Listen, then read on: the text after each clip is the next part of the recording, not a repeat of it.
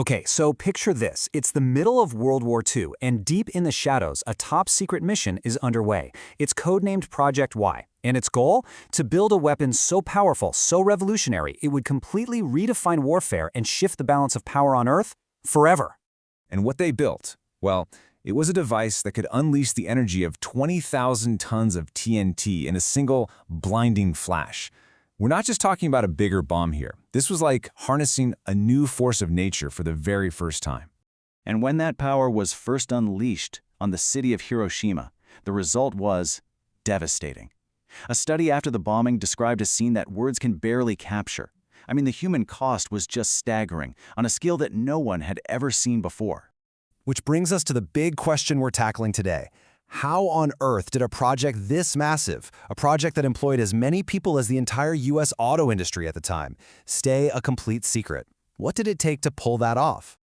Well, the story doesn't start with a bang. It starts with a letter. A quiet warning that sparked a frantic, desperate race against a really terrifying possibility.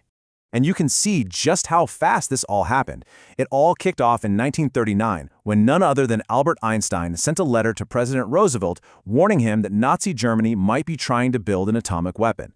That one warning lit a fire, and by 1942, the project was official. From there, things moved at lightning speed, ending just 3 years later. Officially, this whole thing was called the Manhattan Project. It was this huge $2 billion effort between the US, the UK, and Canada. And they had one single urgent goal: build a working atomic bomb before the enemy did. Now, this is where it gets really interesting. The entire project, all of that money and effort, was driven by this intense fear of a Nazi bomb. But the crazy thing is, the project's security was so good that neither German nor Japanese spies ever got close. They had no idea what was really going on. The secret was safe, from them anyway. So how do you keep a secret that big? Well, you don't just build a laboratory. You build entire hidden cities, filled with people who were sworn to absolute silence. And at the head of this whole operation were two guys who could not have been more different. You had the brains, J. Robert Oppenheimer, the brilliant physicist leading the science. And then you had the brawn, General Leslie Groves, the tough, no-nonsense military engineer who made sure everything got built on time and stayed secret. In this image, it shows you their whole strategy in a nutshell. They picked Los Alamos, New Mexico, this remote, isolated mesa you could only get to by a single winding road, to be the main lab. Why?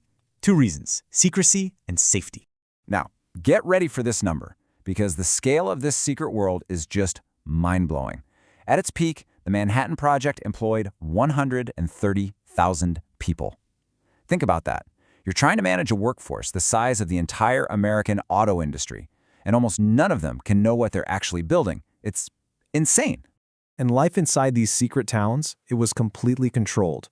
Most people had no clue they were building an atomic bomb. Their mail was opened and read, they couldn't travel freely, and they lived in brand new communities that literally didn't appear on any map. Everything came down to two things: speed and secrecy. And this secrecy, it reached all the way home to their families. This quote from a worker's mother really captures it all. She had no idea what her son was doing, just that it was important for the war. You can just feel the mix of pride and worry. So all of this, the secret cities, the censored mail, the thousands of lives put on hold, what was it all for? It was all building towards one single world-shattering moment. But here is the biggest twist in the entire story. While they did an amazing job keeping the Axis powers in the dark, they had a massive blind spot. The Soviet Union, who was supposed to be an ally, had spies deep inside the project. They were sending critical secrets back to Moscow the whole time. And get this, while some spies were eventually caught, others remain total mysteries to this day, known only by their code names like Perseus or Quantum. We may never know who they were, but we know they passed on incredibly detailed information that would change the world after the war. But even with the leaks, the project was hurtling towards its finish line. And then, at 5:30 in the morning on July 16, 1945, out in the darkness of the New Mexico desert, it happened. The gadget, as they called it, went off. And in a flash of light brighter than the sun, the atomic age was born. So, the test worked. The weapon was real. And now, someone had to deliver it. This is Colonel Paul Tibbets and his crew. Their B-29 bomber, the Enola Gay, was given the mission to carry the first atomic weapon to its target. And then, the end of the war happened incredibly fast.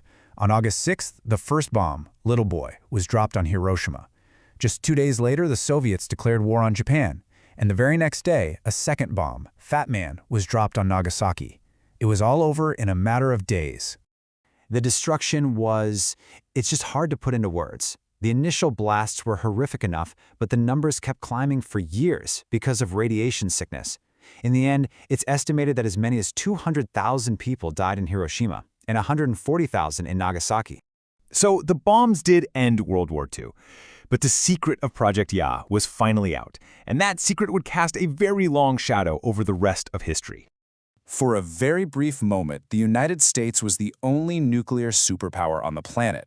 But that didn't last.